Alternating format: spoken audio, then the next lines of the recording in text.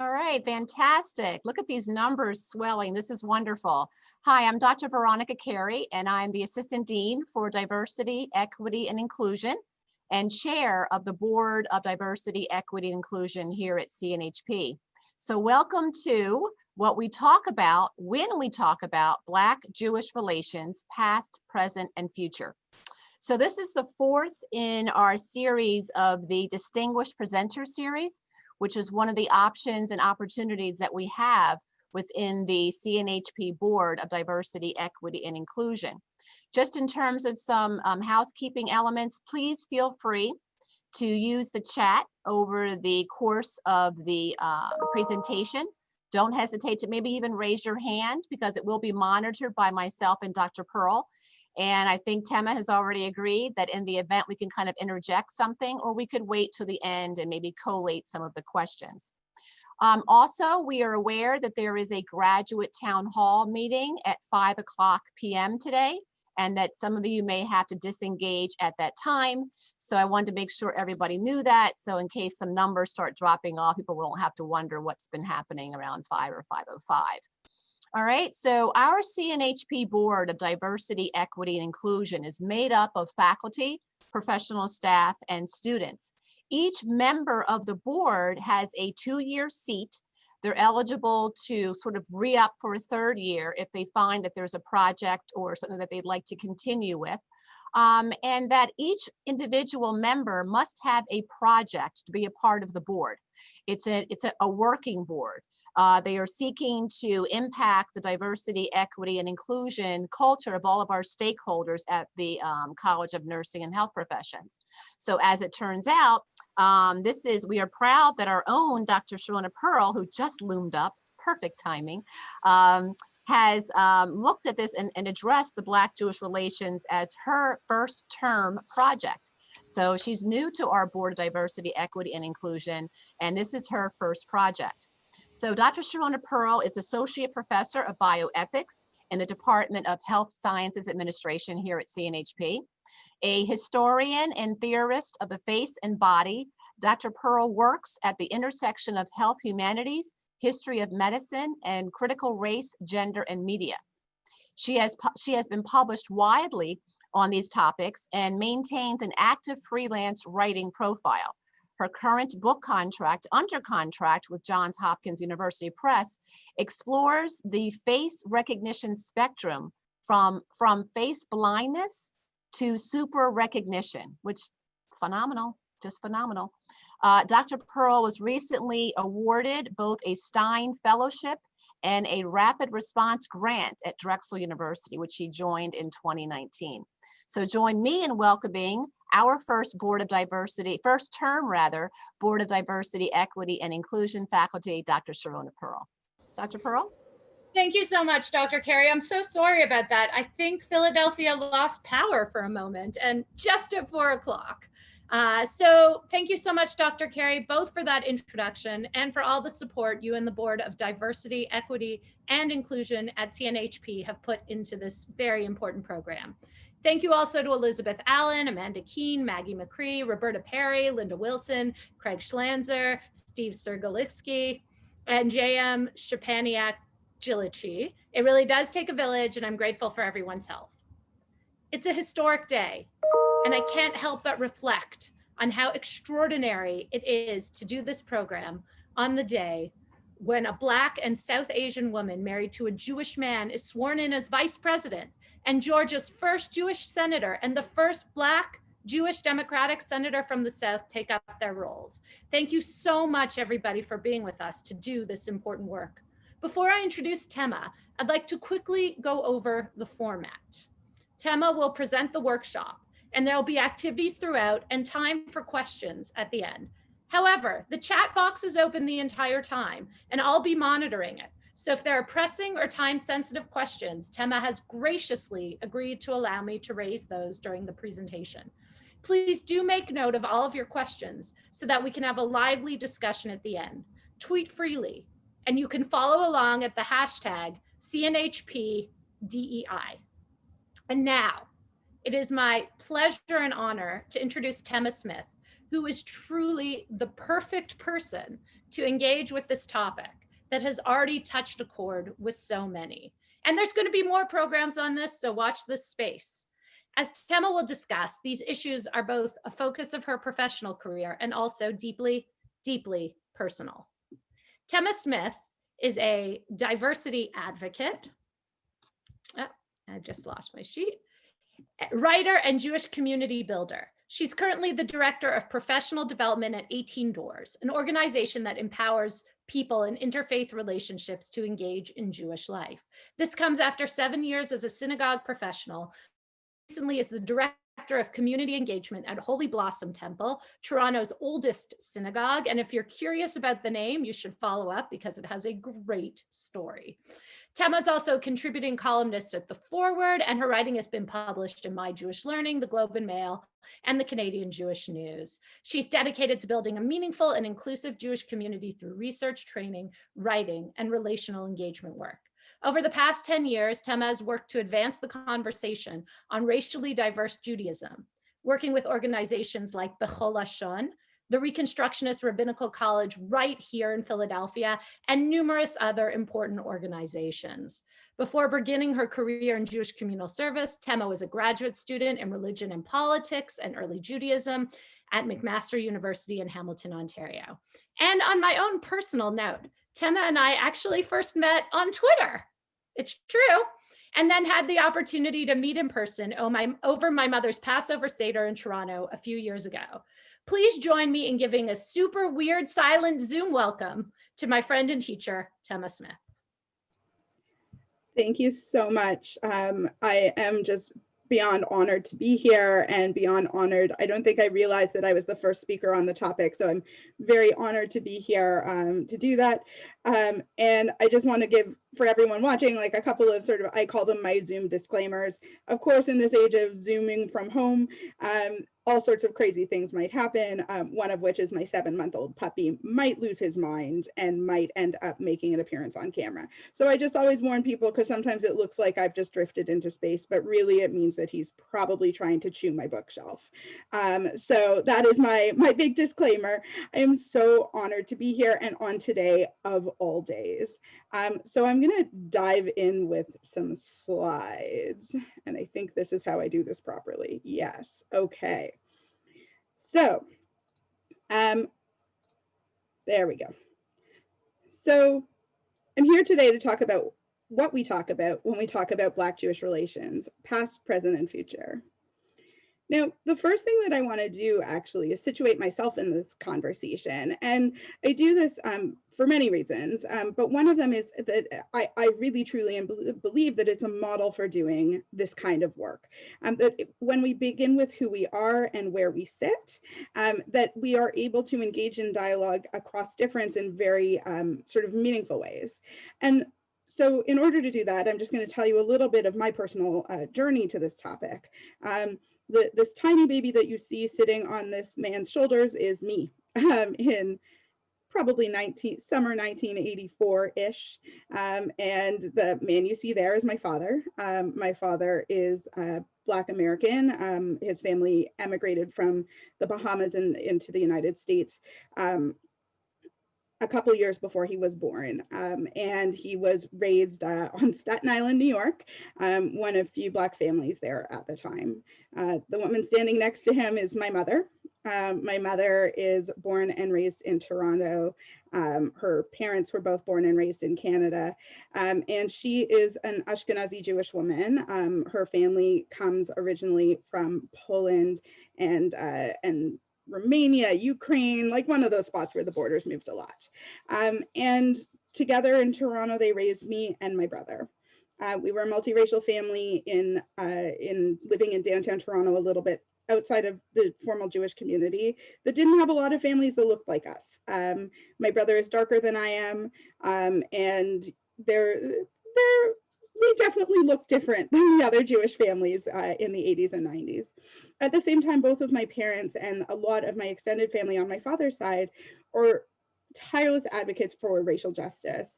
My father worked sort of as a bureaucrat in racial justice work and in policy at the City of Toronto over years and years of my life. My mother is a social worker and a psychotherapist whose practice focuses on racial identity, and she works with many racialized individuals. And so this is just what we talked about at my house. And of course, the identities and the histories that we brought to bear on this conversation were always very present. Now, I also grew up in Canada, and that also set me at a bit of an interesting sort of perspective, because on the one hand, my mother lived in the US, that's where she met my father in New York, and my father grew up as a Black man through the 50s, 60s, and 70s in the US. So I sort of have this half in, half out way of viewing it. The majority of my work as a Jewish professional is in the US, even though I am currently sitting in Toronto. And so that is very much all part of my situatedness in this conversation. And I also want to just take a moment to acknowledge, because I think we're going into this conversation about a lot of topics, but some of those topics being privilege and who is here and who isn't. I want to just take a moment to acknowledge the land that I sit on right now, which is the traditional territory of many nations, including the Mississaugas of the Credit, the Anishinaabe, the Chippewa, the Haudenosaunee, and the Wendat peoples. And Toronto continues to be home to many diverse First Nations, Inuit, and Métis. And Toronto is also on treaty land. We're covered by Treaty 13 with the Mississaugas of the Credit.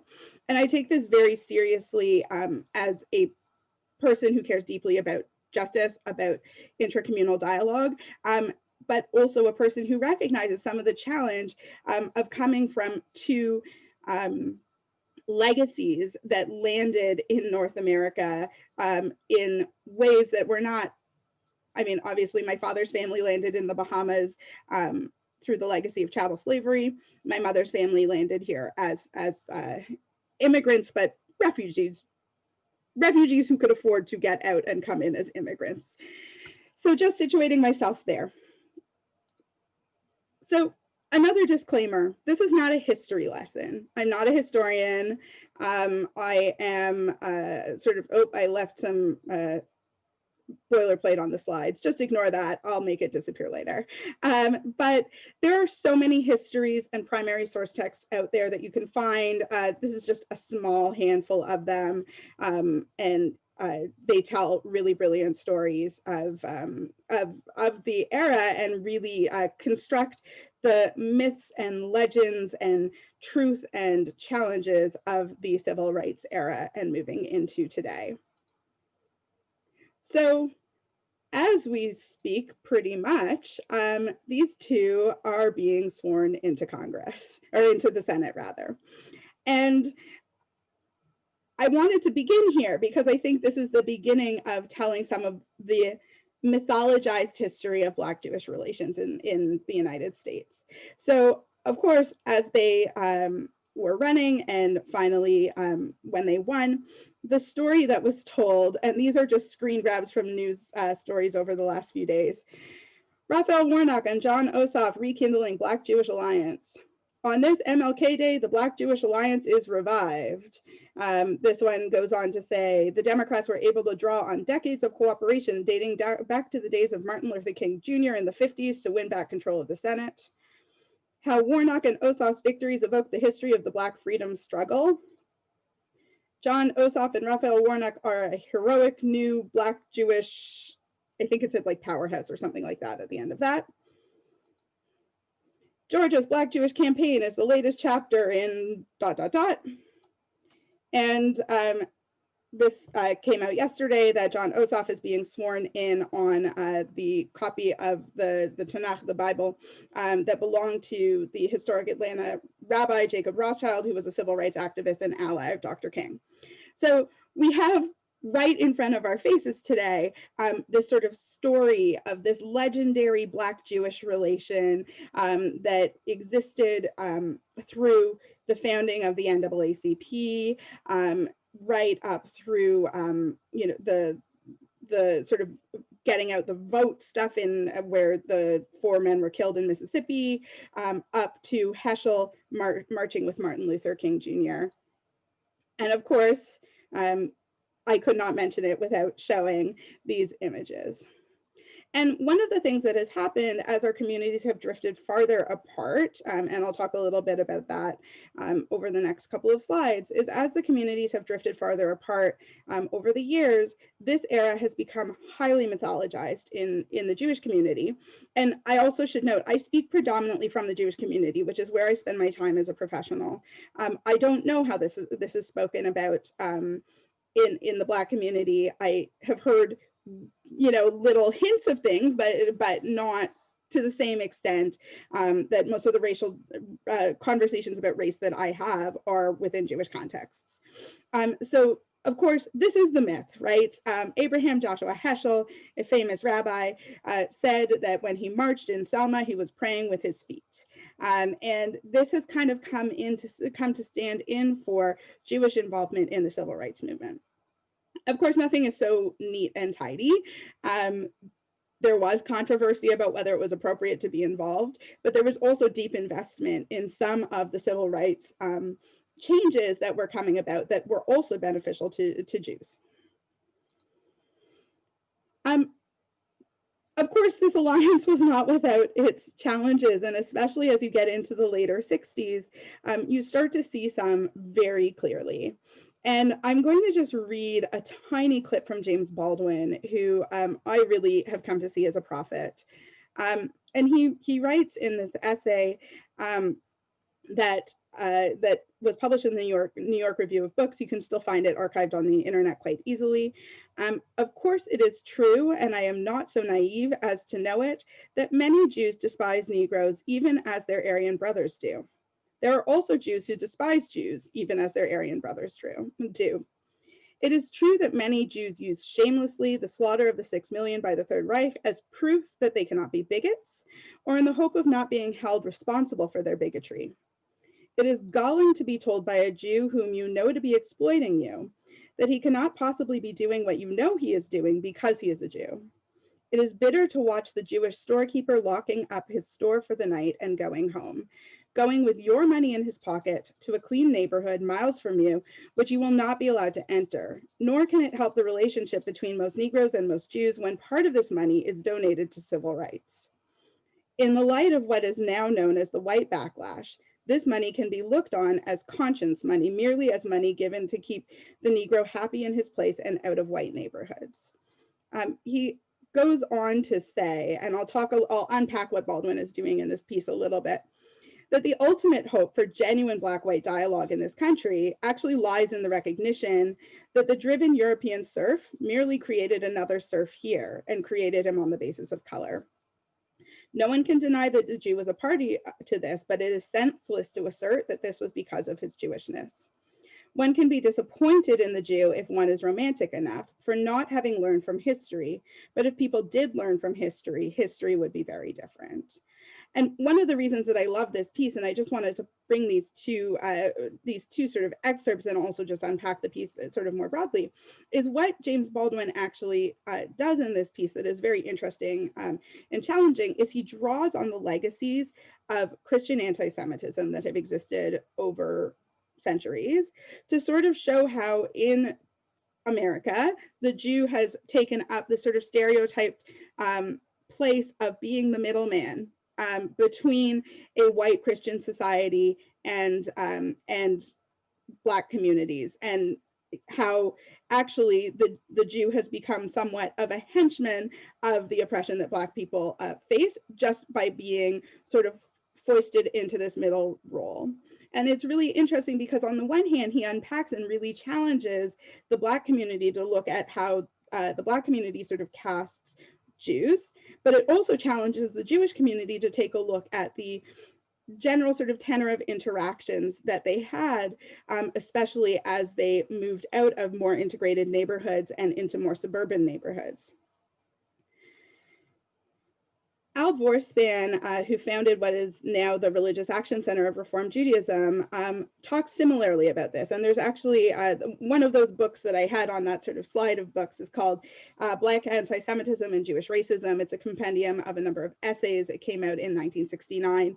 And it's a really phenomenal volume if you can find it. And Al Vorspan speaks about this also. he writes, "The flood of Jews to suburbia has left another problem which exacerbates Black-Jewish relations. The existential human contacts between Jews and Negroes in the inner city are merchant, customer, landlord, tenant, social worker, client. These are inherently tense, unequal relations.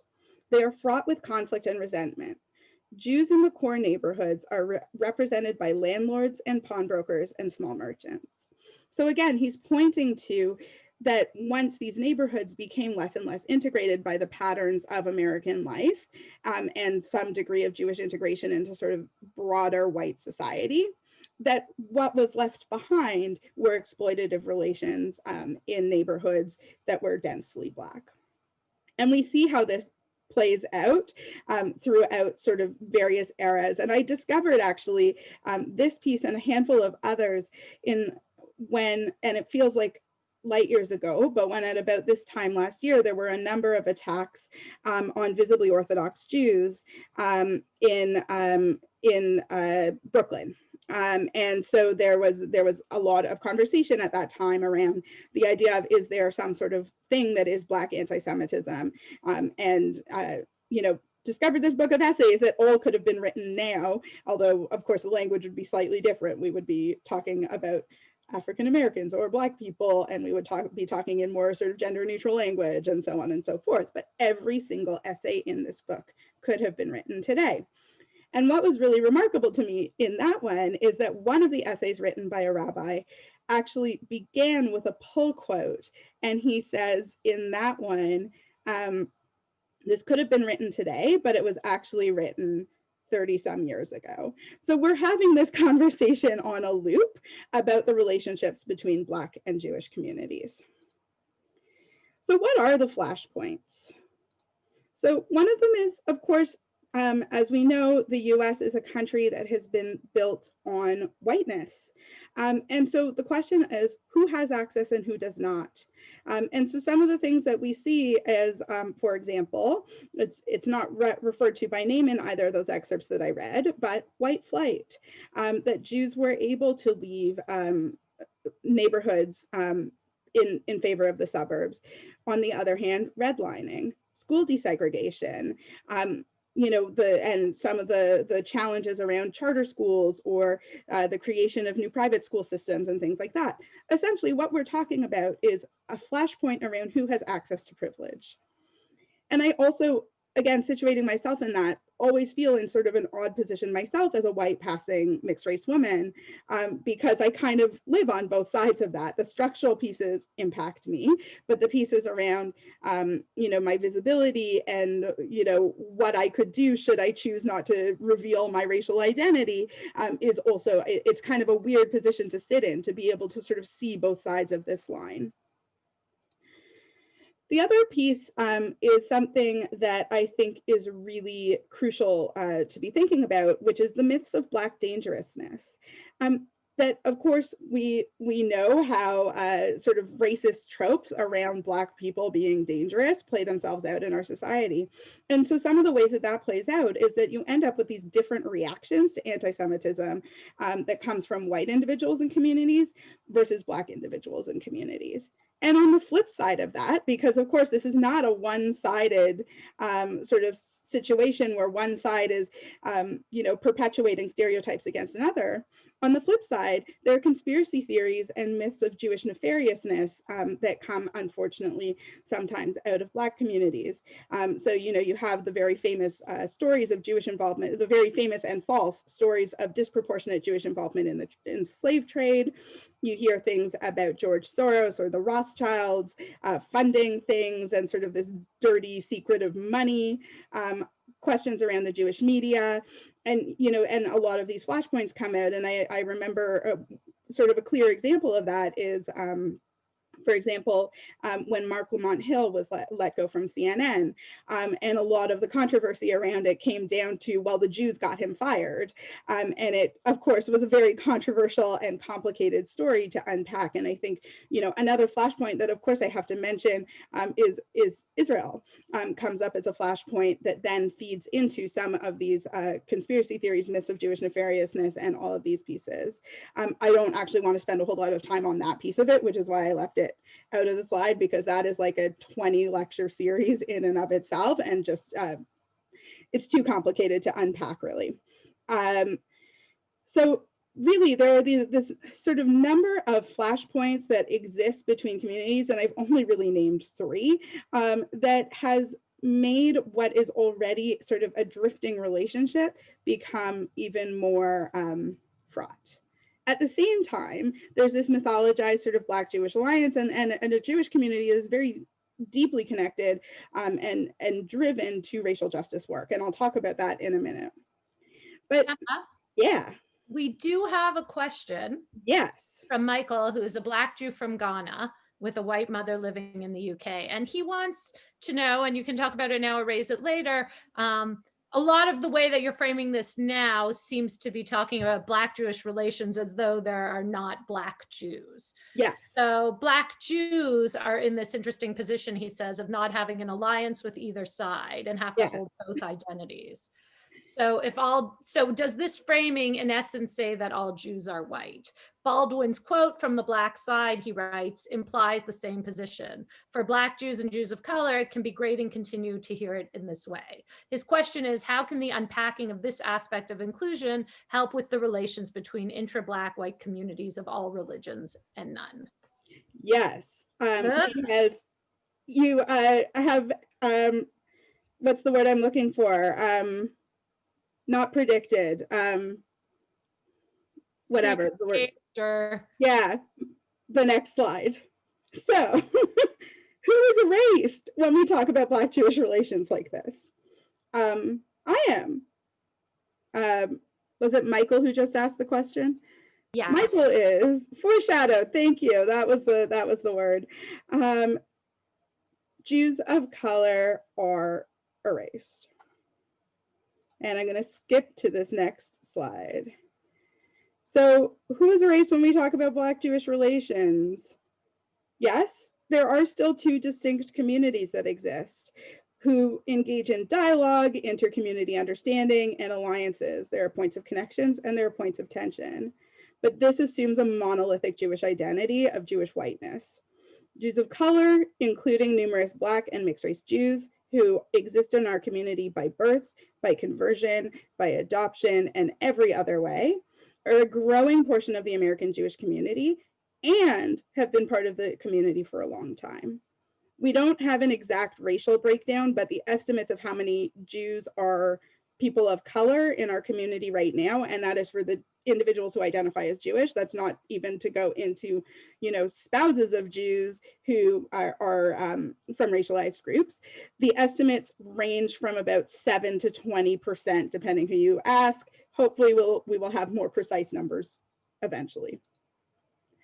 And what ends up happening in this framing, and why I really wanted to start with this framing, is that Black Jews, as we saw, so actually this was perfect, are made invisible.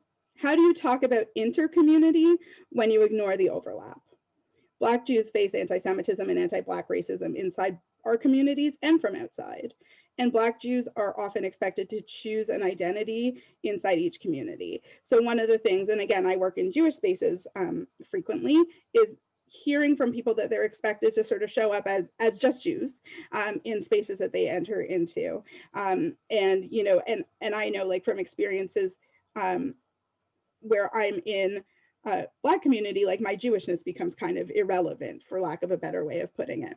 And so there's all of these tensions as well that are playing themselves out when there is this group that is a minority of the minorities that exist inside both of the communities and actually aren't really, there is no one for us to be in alliance with if it is both, it's our whole selves that is there.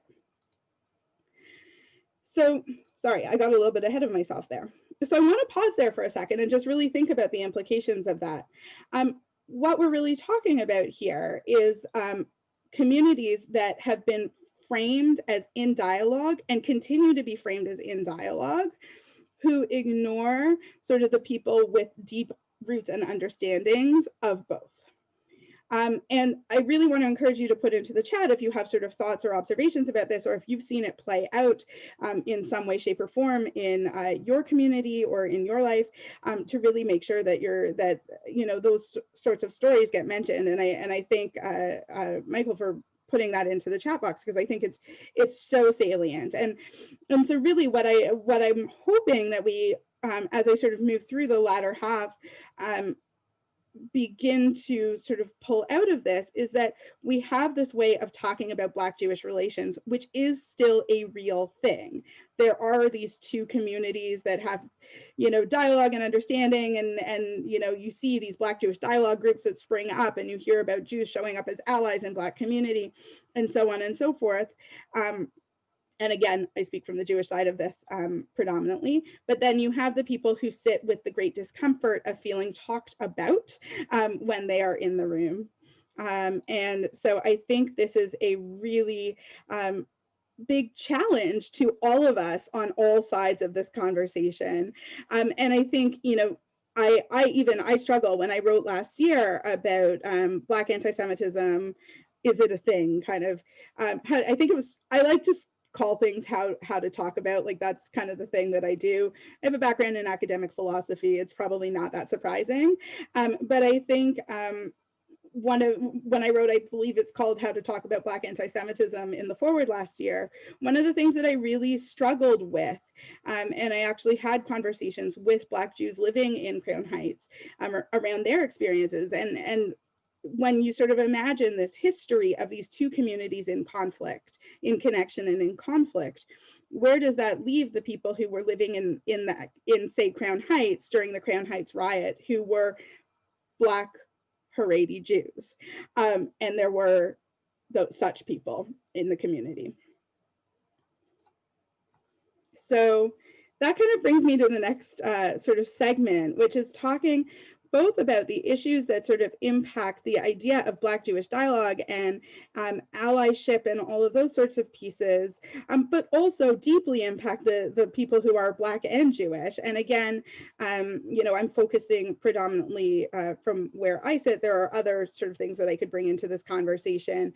I'll just sort of name, I'm not going into things like the Nation of Islam today, but of course that is also a place where there is sort of need for intercommunal work to sort of delegitimize some of the virulent anti-Semitism that comes from that community, and I will say, and that really hits Black Jews extremely hard. So just thinking, and I will say I was putting together this this presentation over the last couple of weeks with the events of the last 2 weeks, really heavily weighing on my mind. And I said, if you were on earlier, you probably heard me say that I sobbed when I saw Vice President, I can now say Vice President without Vice President-elect, Vice President Kamala Harris taking the oath of office. I was not, and Doug Emhoff, the first gentleman, standing there, and I cried as a woman, I cried as a mixed race Black woman, I cried as a Jew. Like, there was just so much going on, and I really sobbed. And then Biden came out and I breathed a sigh of relief. It was like a wild emotional ride. But thinking over the last 2 weeks, what has been really sitting with me is like, yes, we have now turned a corner, but none of what has been opened up is gone. And so the 3 examples that I am bringing, and Eric Ward, who is at the Western States Law Center, has written quite persuasively on white nationalism specifically, and how anti-Semitism plays a significant role in sort of the worldview of white nationalists, is this idea of the struggle of white supremacy. And these are all examples from the last 4 years. So of course we have Charlottesville. You see some lovely neo-Nazi salutes, and the chant, "The Jews will not replace us." Well, what does that mean? And actually, I wish that I had brought. There was this brilliant poster that I now wish I had put into the slideshow from the 70s that showed a Jewish woman and a Black man kissing, like inside a Star of David, with a hammer and sickle over top of it. And it was very clear that, like, you know, race mixing leads to communism, and it's and they're inside a Star of David, so it's like the Jews' fault. And so I think that is a very that actually illustrates really well what is meant by the Jews will not replace us. And again, Eric Ward, I think is very instructive here, where he says, you know, the great replacement theory isn't that Jews are going to outnumber white people. It's that Jews, and this is again getting to that myth of Jewish nefariousness, Jews are going to flood America with these undesirable elements to destroy it from within. We see this in a couple other places. Oh, somehow I went the wrong way. The Capitol insurrection, of course, I have the gentleman with his, gentleman does not feel like the right word, the insurrectionist criminal with a Confederate flag. We also saw people wearing t-shirts that said 6 million weren't enough. And finally, the parting gift of the Trump administration, the 1776 Project. And I just wanted to read a little excerpt from that. And of course, we know the 1776 Project was envisioned as a response to the earlier sort of, when I say counter history, I don't mean counter history in the sense of it being a counter narrative, but like the corrective to the story of the founding of America. And they go through these threats to American society. And I wrote a long Twitter thread about it where I pick apart some of the pieces in a very sarcastic tone of voice, because it's just not, it's a terrible document from every perspective. And you know, the mood that I was in felt like it was deserving of sarcasm and ridicule rather than real critical engagement. But some of what actually is in this document is very disturbing on any number of fronts. Of course, we have the sort of pseudo justifications of slavery, trying to make Frederick Douglass into a big supporter of the founding fathers. Like, there's a lot of weird stuff in there. But what is interesting is this one section towards the end about identity politics as one of the main threats to American society today. And I'm just going to read a section, the beginning of that section. They write, by the way, this is now scrubbed from the White House website, which was like the first thing, one among the first things that disappeared, but thank goodness Wikimedia Commons has kept it for the ages. The modern revival of identity politics stems from mid-20th century European thinkers who sought the revolutionary overthrow of their political and social systems, but were disillusioned by the working class's lack of interest in inciting revolution. This setback forced revolutionaries to reconsider their strategy. One of the most prominent, the Italian Marxist Antonio Gramsci, argued that the focus should not be on economic revolution as much as taking control of the institutions that shape culture. Skip that little bit. Gramsci was an important influence on the thinkers of the Frankfurt School in Germany, who developed a set of revolutionary ideas called critical theory. Herbert Marcuse, one member of the Frankfurt School who immigrated to the US in the 40s, became the intellectual godfather of American identity politics. With little hope that the white American worker could be coaxed to revolution, Marcuse focused not on instigating class conflict, but on instigating cultural conflicts around racial identity. He saw revolutionary potential in, quote, the substratum of outcasts and outsiders, the exploited and persecuted of other races and other colors. These ideas led to the development of critical race theory, a variation of critical theory applied to the American context that stresses racial divisions and sees society in terms of minority racial groups oppressed by the white majority. Equally significant to its intellectual content is the role critical race theory plays in promoting fundamental social transformation. Marcuse's followers use the approach of critical race theory to impart an oppressor-victim narrative upon generations of Americans. Then they go on about the 60s. And he also says, identity politics activists are often radicals whose political program is fundamentally incompatible not only with the principles of the Declaration of Independence, but also the rule of law embodied by the United States Constitution. Antagonism to the creed expressed in the Declaration seems not an option, but a necessary part of their strategy. When activists are discussing seemingly innocuous campaigns to promote diversity, they are often aiming for fundamental structural change. So what we see here really very clearly and starkly is this idea that, you know, this, I mean, yes, of course, the critical race theorists, the early critical race theorists learned from critical theory and adapted it. But this idea that these sort of nefarious European leftist Jews came up with this idea whose only function was to get Black people to subvert American society.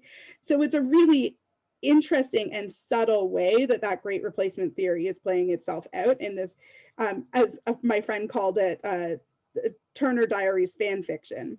This is the reality of this is what this outgoing administration has gifted us with over the last number of years.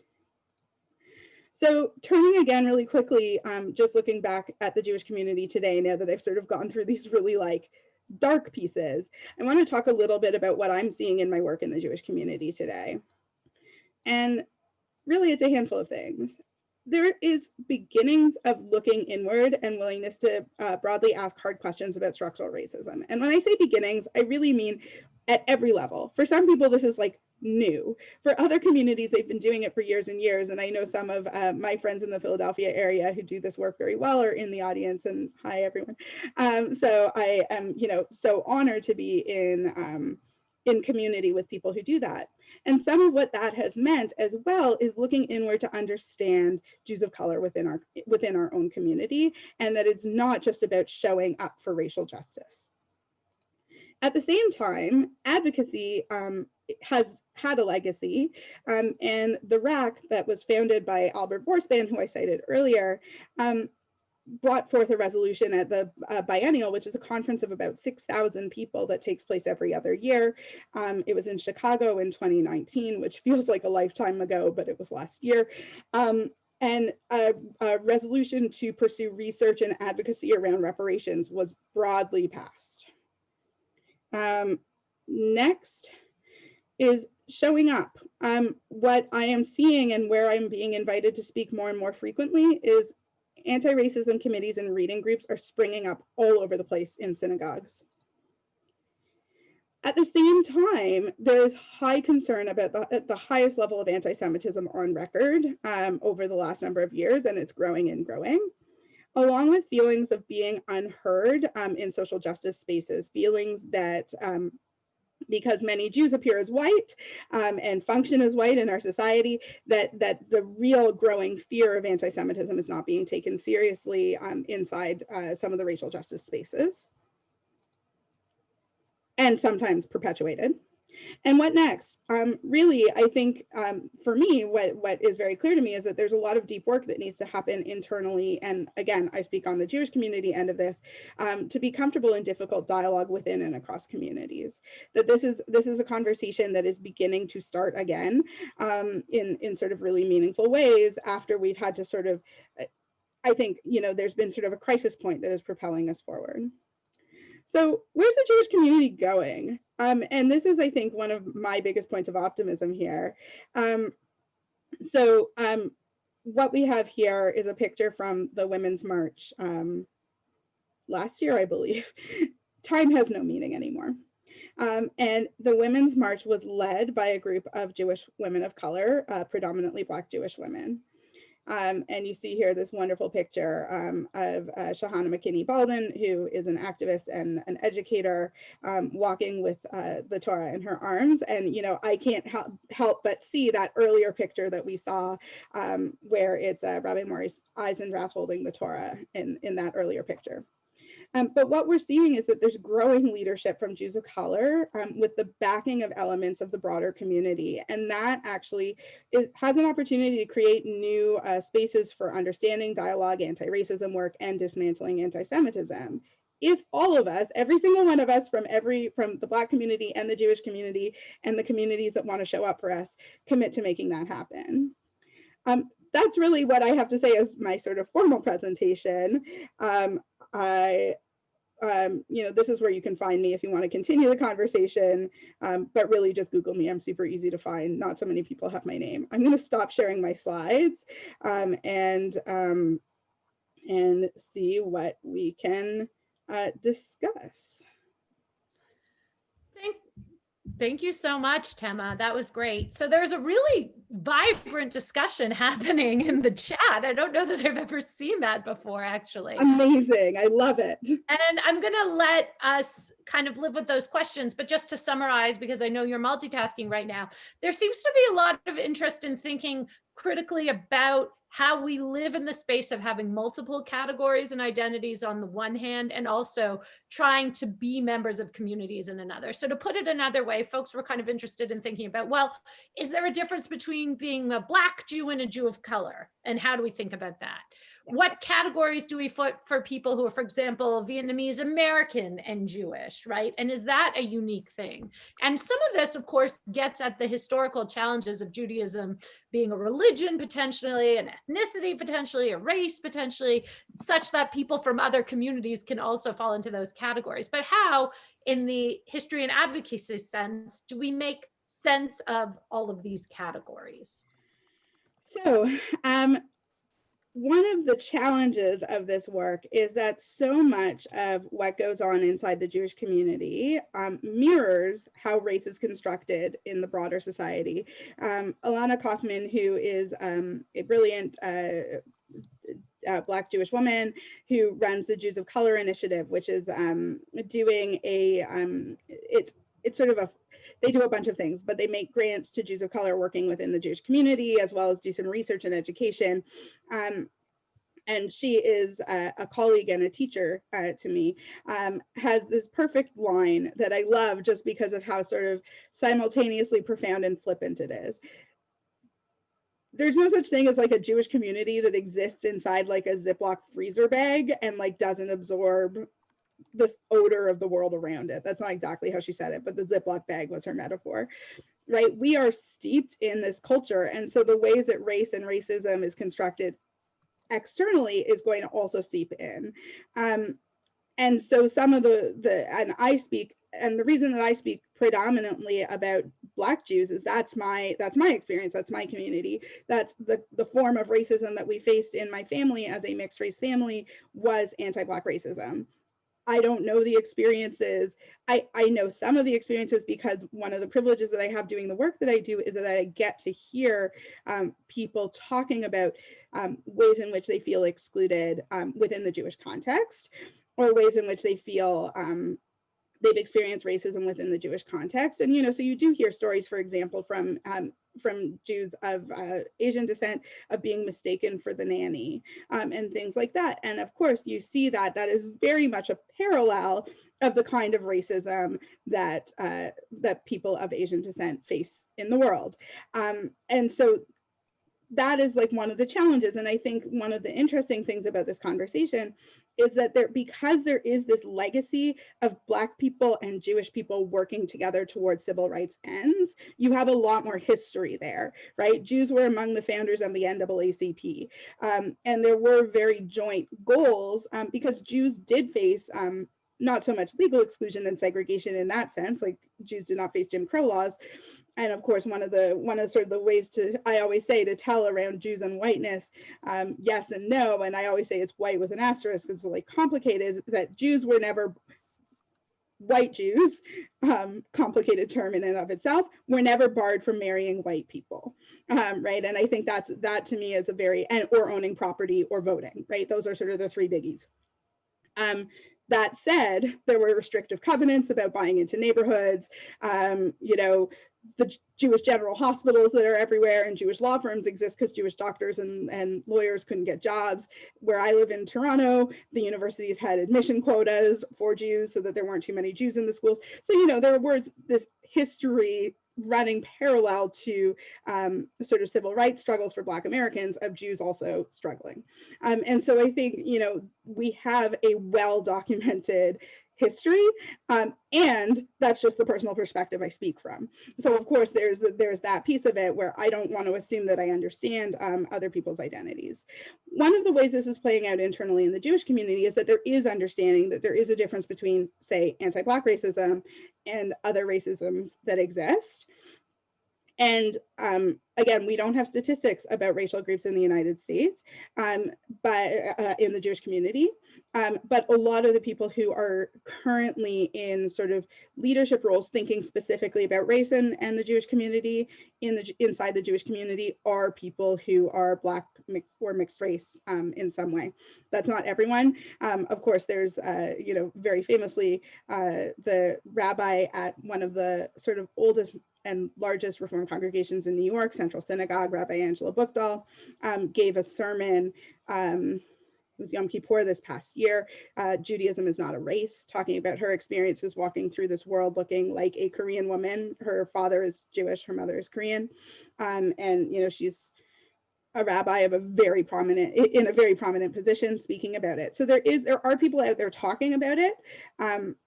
And there are people out there trying to really think through the nuance of, for example, I chair the Diversity, Equity, Inclusion Committee at my synagogue. I want to know the experiences of the mixed race families who are Asian and white, and how that is the same and different.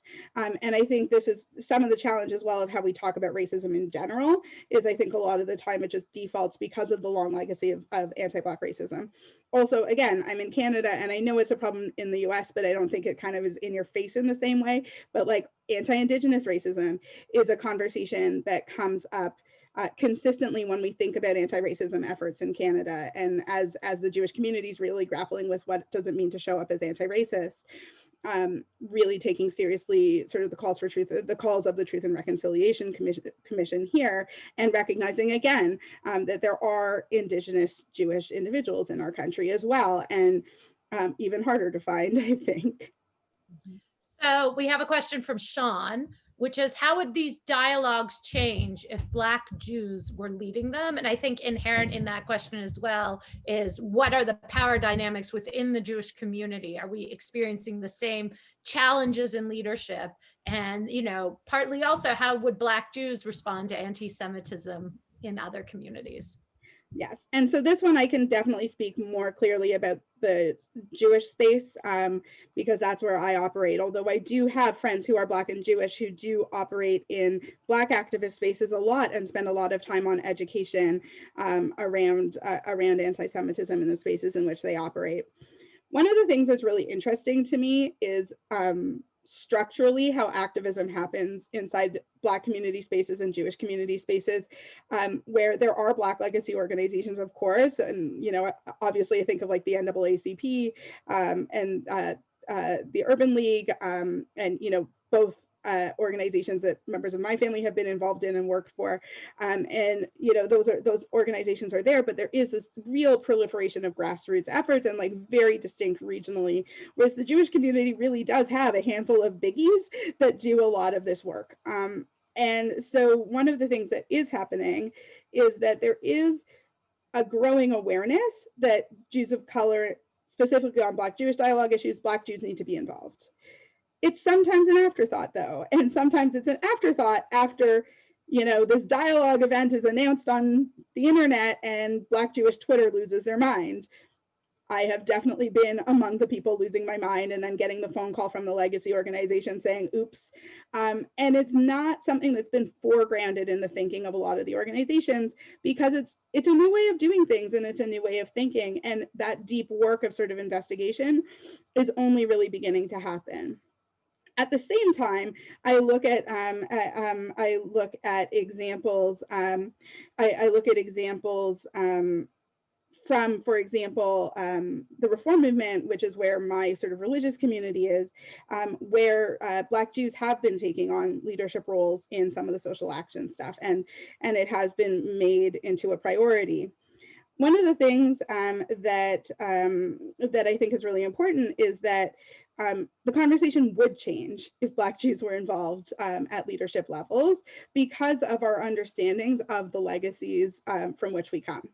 And our rules, I mean, I think we talk a lot about this in spaces that might talk past each other. There are the people who understand and can, for lack of a better way of putting it, translate. And that is something that I take very seriously in my role within Jewish spaces, within white Jewish spaces, and that I know a number of people take very seriously. And I'm just imagining, there have been so many incidences of sort of Black Jewish dialogue that have arisen after an anti-Semitic incident happens. So, Mark Lamont Hill being an example. And what would it look like if the people were having that conversation with him could understand sort of both sides of sort of both sides of the, what's the word I'm looking for? Both sides of the sort of controversy. The Women's March was another clear example. And there's been a number of those. And I think of those first because those are two that I've written on, but there have been any number of them since. And let me share too that you have some reinforcing comments here, and too, Dennis appreciated how you had brought up the Asian population and Latinx as well.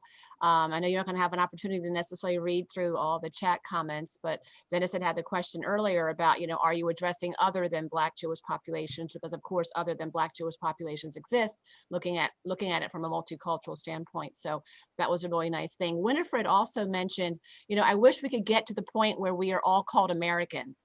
The specific identities is more of a US thing. I don't think other countries refer to their citizens by their ethnic identities. This is part of dismantling structural racism. Let's get working on this. So I want to respond to that a little bit because I live in Canada and we definitely refer to people by their ethnic identities here. Just sort of as a counterpoint there, but I think though one of the things to me is I don't think actually referring to people by their ethnic identities is the problem. Referring, I think, to people, those ethnic identities need to be equal, but I actually don't want my ethnic identity to be erased because we've overcome racism. It's very important to me, my family legacy of being Caribbean, African-American, and Ashkenazi Jewish, and that is very much part of my American Canadian identity on both of those things as well. And I think, seeing each other as equals first, but I think when we see that as erasing sort of the histories that we come from, that's sort of an older model of thinking of this kind of idea of melting pot. You arrive in America, you become an American, that's who you are. And a lot of the activism actually in anti-racist spaces is looking more at ideas of what would be called cultural pluralism, where it's actually about showing up with the wholeness of your identity, but as an equal and as somebody with access to justice. So we have another question. How can white Jewish organizations do better about bringing Black Jews to the forefront without tokenizing, the writer says, us? See thing I wrote in Tablet Magazine, and there's a link there that I certainly will be clicking on as well. I'm guessing that's Sean. I can't see the whole name. Sean Harris. Hi, yes. Sean. So nice to see you. Yeah, I mean, this is an ongoing challenge, and there's a handful of things. One is that there is a cadre of us who exist in these legacy spaces who are like willing, this is a terrible way to put it, but like willing to be the token Black Jews to help move along the needle so that the people coming up behind us don't have to be. And that's a really terrible way of looking at it, but it's the reality of it. And when I did some research doing sort of interviews with people in leadership roles within who were Black and Jewish, that was something that almost every single one of them expressed, was that part of their leadership was paving the way for the people behind them in that sense. Now, that's not a quick fix, right? And so one of the things that I really advocate in the work that I do with legacy organizations is looking at, this needs to start when people are kids. This is not something that we're going to fix overnight without relying on the same voices over and over again, because we all know that leadership and involvement are things that are developed and cultivated. You can't just turn around. You know, I always say the number one question I get asked is, do you know any Black Jews for my board? And the answer is no, because I know the same 3 people who are being asked to be on every single board and aren't the right fit for your organization anyway. And like, no, the same 3 people can't be on every single board. Sorry, I'm exaggerating when I say 3. It's a much higher number, but you get my point. And so one of the biggest things that I've been advising people is like, you actually have to start with like, who are the kids in your synagogue school? Like, you know, this is like very sort of, and people don't love when I say that, because I'm saying like, not a 2-year fix, this is a 20-year fix. And I wish that this work was more than incremental. But I think that, you know, for the purposes of this work, it is important to sort of note that, but also, and it's hard because then the same 20 people get foregrounded every single time. And I know after George Floyd's murder, I was just drained because everyone everywhere just reached out to me. I had no time to emotionally process what had happened, and every Black Jewish leader I spoke to was feeling the same. And so I think, you know, there's just a lot of work that we have to do. I wish I had an easy fix, but I don't. I only have the 20-year solution. So there's a lot of wonderful comments, and I'm gonna read the question. I want to acknowledge that Ella Bennett has noted that there are a number of Jews of color in the audience as well. And unfortunately, I can't unmute folks, but I did want to acknowledge that important comment. There's also a lively discussion that touches my Canadian heart about how much Canadians resent the use of American to refer to you know, everybody in North America, whereas there are a lot of meaningful distinctions, which is why Americans in the audience, you'll notice Canadians living in the States refer to it as the States as opposed to America. So here is a question from NV. Thank you for your talk. I wonder if you can acknowledge this. While this talk is concentrating on American Jews, I want to acknowledge that there are Jews in all countries. For instance, in the Middle East, this discussion of Black versus white color is absolutely irrelevant. We're simply Jewish in religion and native of the country. One of the Middle Eastern countries, i.e. Iran, India, Georgia, or other countries dating back thousands and thousands of years. Thank you for highlighting this. And then there is related comment from Ellen Bass about in colonial times, most Jews in America were Spanish and Portuguese, a history that is often overlooked. So there's interesting pieces there about priorities within the Jewish community around Ashkenazi, Eastern European, Sephardi, Iberian Peninsula, and Mizrahi, Middle Eastern Jews. Right, absolutely. But one thing I think that is really important to bring out is actually the conversation around whiteness and Blackness is not irrelevant in Israel for a number of reasons. One of them is that Israel, of course, is a country of immigrants. Some of those immigrants came from Ethiopia. And we know that, was that already 2 years ago? A while ago, there was, I guess it was the summer of 2019, there was a lot of there was a Black Lives Matter movement in Israel with some significant protests after an Ethiopian Jewish man was shot by the police. So I think, you know, while of course the conversation is different, and this is why I don't talk about Israel, I don't live there, I don't experience it, that's not my legacy. You know, when I lived in Israel with this face, people just, the hardest time I got was that my name is Yiddish, not Hebrew, you know, like that was it. But so that is not my experience, but I do know that that is a real experience that people have, and that there have been some considerable protests. And then of course, there's just, you know, it's a society like any others with hierarchies and divisions. And, you know, we strive to be sort of like one sort of nation of Israel, but of course there are hierarchies and divisions and inequalities. The point, of course, also about there being Jews everywhere. Yes, Jews are a diasporic people. And one of the wonderful things about this age of the internet and a global community is that we're discovering communities that would have been considered like lost communities at some point. And there's a lot of work being done to sort of understand who those communities are and sort of connect them to the Jewish life that they might have lost or might want to have. And then, yes, of course, the Spanish and Portuguese sort of history of American Jewry is also a really interesting and complicated one. It's the same with the Caribbean. Those are the people who settled this area first. And so that is a history that has been somewhat lost by changing demographics and just the fact that, I mean, the Ashkenazi Jewish community is by far the majority Jewish community here. So we have a couple of comments and a question.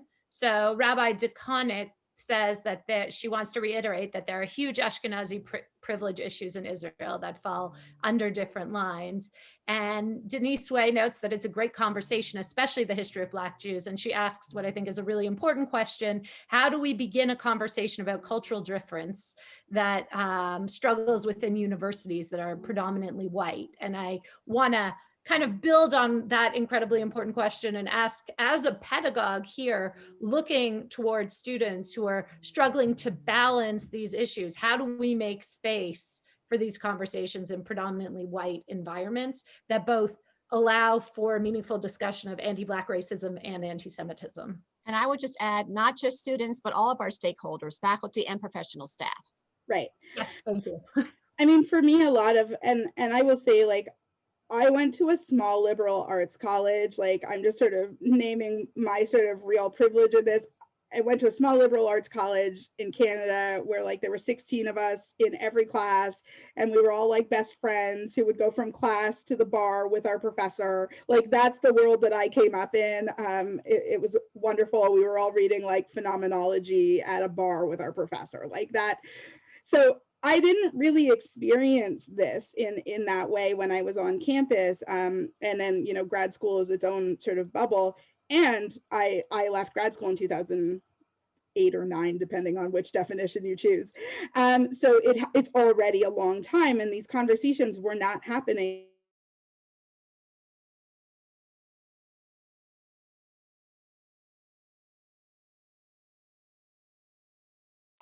I think Tema is going to rejoin us in just a second, hopefully. So Tema, you have frozen for the moment, but I am finding this conversation to be just amazing, probably because I'm not well versed in this conversation. So every time someone posts something or requests something or adds a response to someone else, and I am celebrating every one of your chat questions and your chat comments, because it's really increasing my awareness. And one of the things that Tema mentioned earlier about the flashpoint, I think that now, again, not that Jewish or Jews aside, but I'm taking it from the perspective of when you mentioned about Baldwin, James Baldwin, and talking about, I even jotted it down, about how there's that tenuous moment for the Black community when we're that middleman. And I think Tema had mentioned about being the middleman before in the Black Jewish community, but in terms of being that middleman between racism and aspirations of anti-racism, as if we're supposed to solve that for anyone who asks questions in like the center of that, or in the middle. So we're like the middleman between helping people to explore what is racism and then having to solve it for ourselves, because it, you know, pretty much attaches to predominantly that population. And then when you mentioned about Vorspan, Tema, in terms of the exploitative relationships that have existed in the past, do you feel as if we've grown beyond those exploitative relationships you illustrated before, like landlord, tenant, you know, merchant, customer? Do you think we've grown beyond those types of exploitative relationships? Sorry, everyone, my internet No worries. crapped out, and now I'm joining you from my cell phone. So hello. Oh, great. Thank goodness for cell phones. Okay, so yeah, so I think I caught that. Have we grown past those divisions? Yes and no. I think to a large degree, yes. However, I think in some communities that has, I'm trying to like figure out how to not distort my face in this very strange way. There we go. Okay. Sorry, this is very confusing and difficult. You look fine. You look fine. Absolutely. Okay, good. I'm like, all I can sort of see is like this weird thing in the corner, and it's a very awkward angle, and everything is just awkward about holding my phone. Okay, so in certain neighborhoods, I think where people landlord-tenant relations persist in certain neighborhoods, and you know, contribute to tensions. I think, you know, we did hear about it a lot last year with what was going on in Brooklyn. There also are new forms, and again, New York is an anomaly in the sense that it's New York, but at the same time, you know, when people are seeing sort of young upper middle class Jews who move into neighborhoods that were historical Jewish neighborhoods, but then become gentrifiers in these neighborhoods. So things are changing, and there are similar dynamics that are persisting, but also new dynamics, and old dynamics that are changing altogether. And so there isn't really a simple narrative, and there isn't really sort of a simple solution to this. It looks like my internet might be back up, so I might try to join again from my computer. Just fine. This is actually coming through very clear.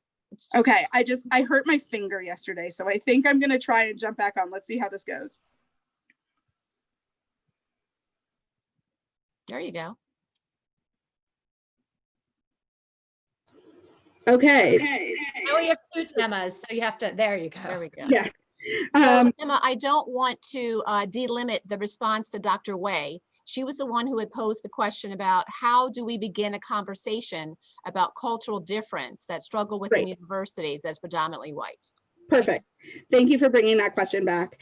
I mean, I think this is something that is a challenge in the academy in general that I know that people are struggling with across, is that this is a model that's a European model of an institution, of course. And I think one of the big things that I've seen work really well is creating affinity spaces in which people are able to process their relationship to the institution, and then having opportunities for affinity spaces to meet across division, and also involving, for example, if we're talking about diversity, making sure that student voices from groups traditionally underrepresented are sitting around the table and that there are people willing to listen. And my guess is you have a DEI group, you have staff positions dedicated to DEI. This is probably not stuff that you're not doing, but making sure that that gets really woven into the fabric of the institution. And I think about it a lot. My father works in diversity in the arts, which is another sort of place where this is really a very real thing. But like, taking a look at like whose voices come as the guest lecturers and things like that are always valuable ways for people to do that. Yes. Okay, we have a few comments, and I want to point all the panelists and attendees to the question that Dr. Carey just posed as well. So do feel free to write your responses in. Dr. Carey asks everybody what your recommendations are for moving this conversation forward. And I assure you that we will follow your responses very closely. So please do feel free to let us know what you are all thinking about. And I want to note, there are a number of questions and comments. Ella Bennett notes that in the UK, Black and Jewish and Black Jews are often only hostily included in Jewish communities, or if there's a specific racial inclusivity effort from a Jewish organization. The rest of the time, we don't have a public voice, platform, or relationship as such. And she notes that we really need other Jewish allies in help overcoming this impediment to solidarity against racism and anti-Semitism. Yes. Yes. And I'll say that, that also is an ongoing challenge here. I will say I sort of tiptoed around it a little bit with like legacy organizations seeing it as an afterthought, and only when called out. And that's in conversations about race and racism and racial justice. And then all of a sudden it's like, oh, you're right. We didn't ask these Black Jews who we know to come to the table to talk about racism and anti-Semitism and the interactions between those two things. And that's a very real thing. And of course, I have friends who are Black Jews in the UK, and it's a tense time there. Like, it's a very tense time there. And yeah, that's important to note. And I think one of the things that is important to note is that we are having these conversations across communities. I'm sitting on a committee doing some programming for a global conference, and we're sort of wondering, like, what does this conversation look like in South Africa, for example, where there are Black Jews, but it's obviously the legacy of apartheid, but it's also a Black majority country. So like trying to understand what does that look like in these other different legacies, and so on and so forth. So this is very grounded in the US and to a lesser extent Canada. Everything I'm saying here, Canada has a totally different history, but just in terms of like the culture of the moment, everything I'm saying is grounded in the communities I live and work in. Thank you. And some really wonderful comments are coming in. Envy does want us to note that there are still many vibrant Spanish and Portuguese communities. In Philadelphia, of course, we have the second oldest synagogue in the country, Mikveh Israel, which is a historic Spanish and Portuguese community and a really nice space for people of different backgrounds to come together. So there's a note that there are all these lively and vibrant spaces. So I did want to make note of that. And I can't keep up with absolutely everything that everybody's saying, but I'm doing my best. I do want to note some of the suggestions that people have made that are really powerful. Michael Altman points out, and I think this is important, getting back to one of the points that Tema raised, that there is significant legacies of racism in Israel as well, even internally and between different Jewish groups. In 1996, Magen David Adom, the Israeli blood collection and Red Cross agency, was found to have made a practice of throwing out blood donations from Ethiopian Jews. The community had arrived in large part in the mid-'80s. Exposure of throwing out blood led to civil unrest and exposed significant rifts between entrenched power and Ethiopian Jews. It's an incredibly important point, and there are other examples that we could raise as well in terms of relationship to South Asians in Israel and so on and so forth. And I think that that's really valuable. Nancy Wayne asks if this could be a regular or monthly conversation because one session is not enough. And I am starting a series of dialogues with different stakeholders at Drexel. So I agree that one conversation is not enough.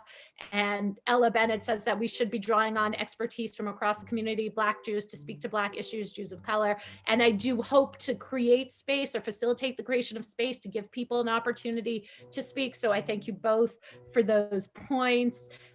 Sean Harris points out that we need to think beyond the Jewish nonprofit industrial complex to find voices and perspectives. I'm a Black Jew, Sean says, and I'm not shy about saying it, but people rarely ask me what I think or about my experiences. And now I'm talking a lot, so I want to stop talking and kind of turn some of these questions over to you. But one last thing is that Ella Bennett has offered a very generous notification to everybody. I run a WhatsApp group for people who identify as a Black Jew or Black and Jewish. Please contact me, and the information is in the chat if you're interested in joining. So thank you for that offer. I'm glad that Leah also took me up on my request to offer some information. She writes, I think it is helpful to hear directly from multiple individuals with combinations of different identities and how they experience the world and the issues. It's one thing to read about challenges for different people around the globe and in the US, and another to hear about them in a live situation and interact. So I wholeheartedly think that this is not going to be a once and done. It was not planned to be a once and done. But when we saw that over 185 or 195 individuals had registered for this presentation, we knew that we were on to a topic that benefited Drexel, that needs to be spoken about, and we plan to bring this further. So like I said, this is Dr. Pearl's first time on the board. This is her first project, and we're really hitting on something that is resonating across the campus. When I had marketed to different entities to say, each one reach one, right? Register and bring someone else forward also, it is definitely demonstrated here in this chat conversation. Some of you may even be individuals we may reach back to for potential panelists to have this future discussion. That could be a sidebar with you and Dr. Pearl.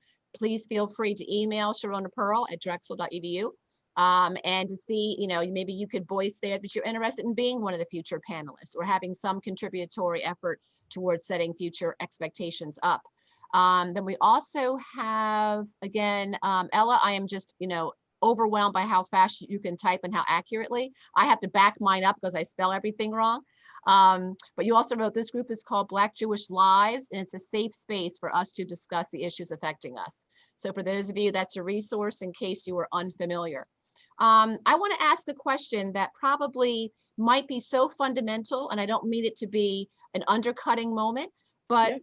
Is there ever has there ever been a view that Jews of color are quote unquote less Jewish because they're not white?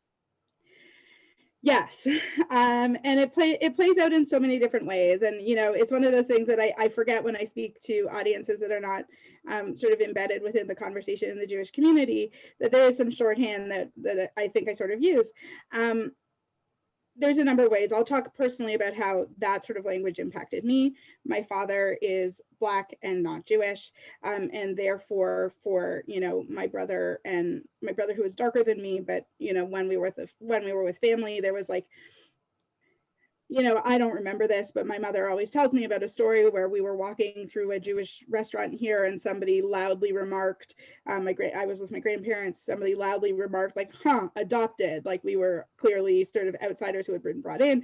My grandfather, like, I miss this man, just turned around and like ripped this woman a new one, as was his personality. But one of the things that I hear really frequently is sort of Jews of color in general, being questioned when they step into Jewish spaces, being probed about like, what's your story? How did you get here? Like the immediate assumption on sort of the positive end of the spectrum is that they converted, and on the negative end of the spectrum is people assume that they're like the help at an organization, and you hear everything in between. And that's internal work that is happening in the Jewish community, but is slow, because of course we know in all of this like dismantling of legacies of racism, which is what this is, and stereotyping and assumptions, that leadership can only take you so far. It's the work that happens within sort of the communities to unpack their own stuff, and there's only so much that can be done. And leadership is only really beginning to sort of vocally say, and not all leadership, not with a unified voice, we need to stop this.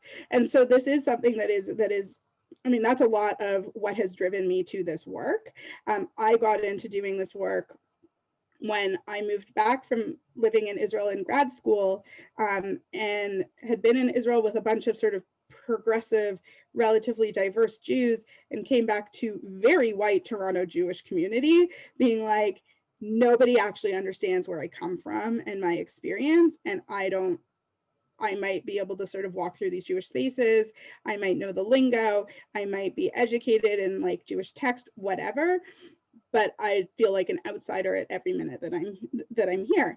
And I think, you know, just to sort of Ella's point about this WhatsApp group, one of the things that has been so pivotal to me over the last number of years as I've delved deeper into doing this work is the group of Black Jews and Black mixed race Jews who I've met mostly through Twitter, but also just through this work. And there's really a network of us, and feeling really seen and understood in different ways, and sort of being able to learn from each other and bounce ideas off each other, but also have that supportive network.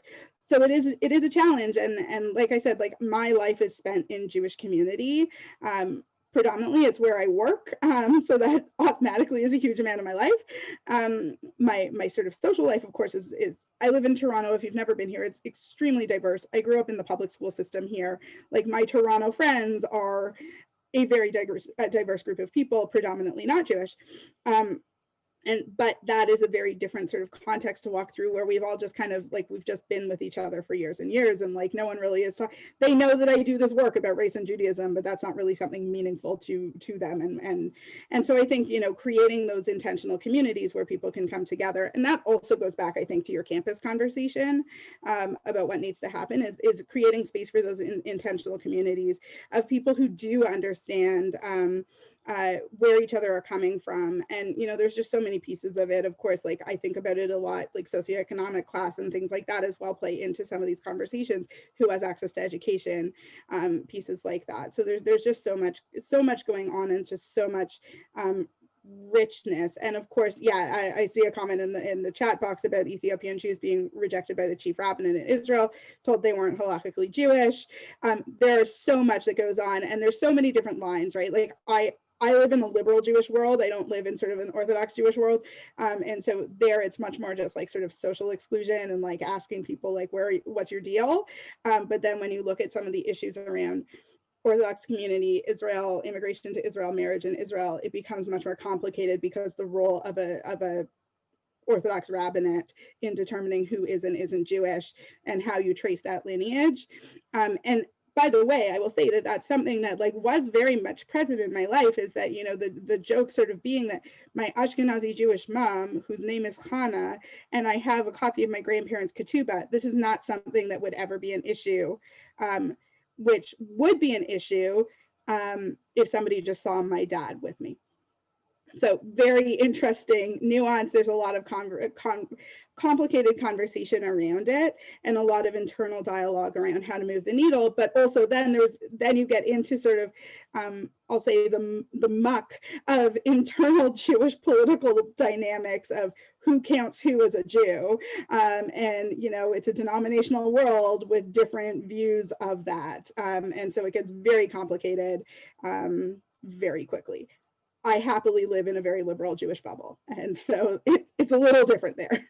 Yes, I also grew up in Toronto, but the Toronto I grew up in is very different than the Toronto that you grew up in. You grew up in the white Jewish Toronto that I was like, what is this place? So, the white Jewish Toronto that thought my brother and I were adopted. So Very, very different spaces. So I think we only have time for one more question, and I'm going to take the panelist privilege to perhaps ask the final question, which is, as we look forward to doing this work on our own campus community with faculty, staff, and students together, how can we balance being aware of including diverse voices, making sure that these multiple perspectives are respected, and also not overburdening people who are extremely tired already of having to be advocates for their communities? And this harkens to a very early question that we had of people constantly being asked to explain their side or the other side.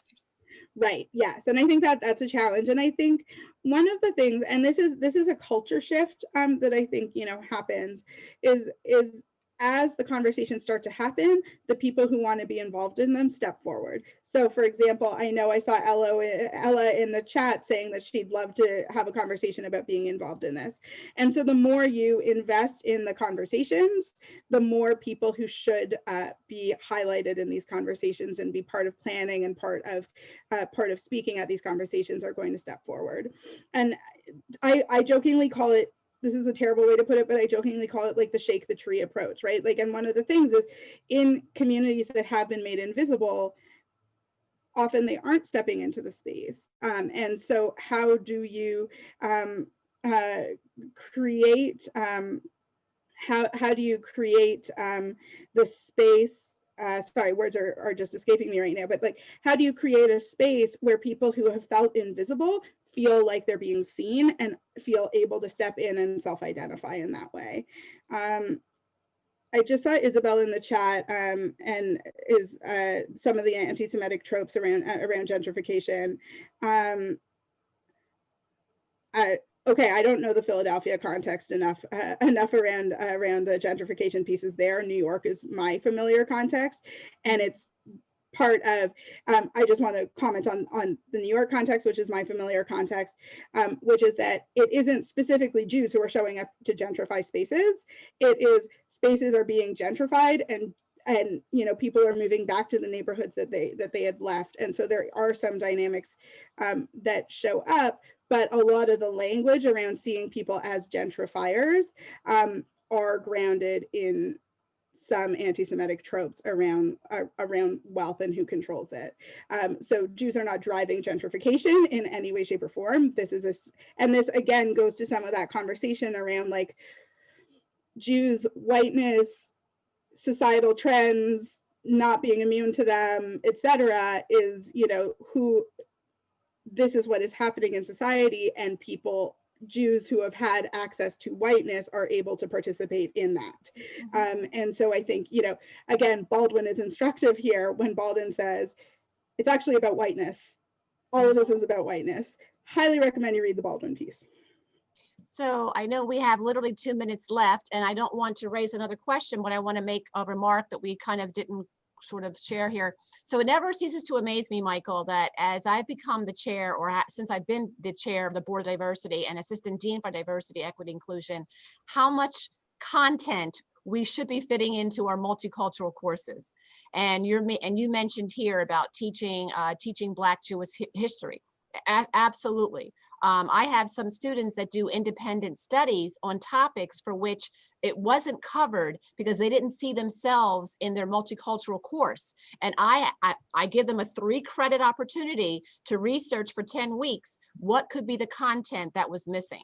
So this would be a great illustration of information that could be brought to light to also enhance our multicultural courses.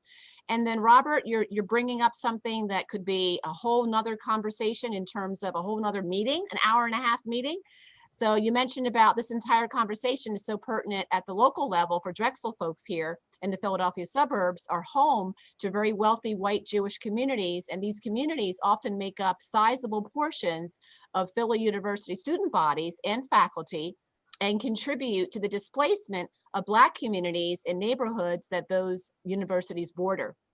So that one hits home for me because, again, as Tema was saying, someone sees your phenotype, right? They see your presented constellation, and then they think that they know you. So Robert, when I read that, it resonated with me because people don't, people might make assumptions of who I am and where I am from and how I was reared, but I was raised in Narberth where most of my friends were Jewish. So it's like, so, oh, really? Oh, I went to Lower Merion. Oh, so you get those sort of startled moments. But I think that when you wrote about those suburbs that are, and then therefore, where are these student bodies coming from? And is it actually a truism that there's a displacement of Blacks because of that? I think that's a whole separate and distinct conversation.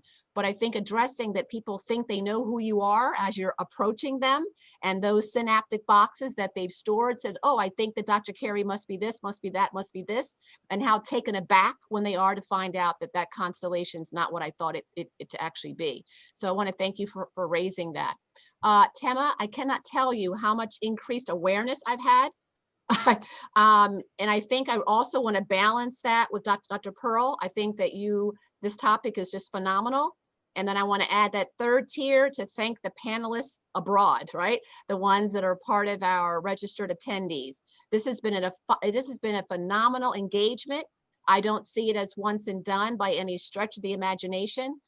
Tema, your insights, your PowerPoint presentation, this recording is going to go far and wide. I can't imagine that it wouldn't. I want to thank you for your time, your expertise, and your candor. I think it was really, really appreciated by everyone that was in attendance. We had over 100 and something people listening to us today, and I think that's just phenomenal.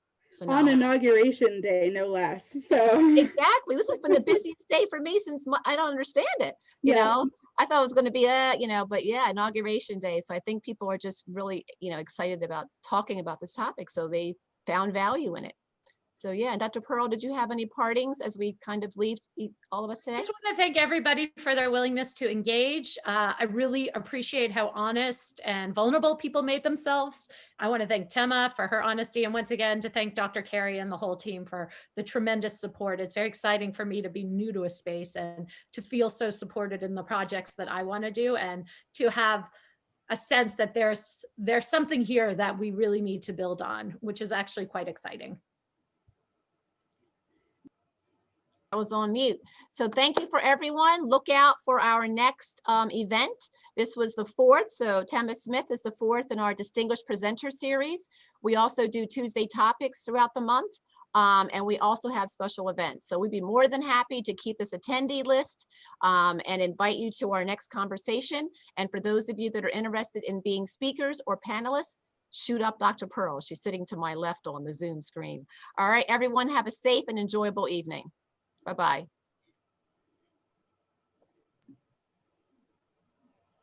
So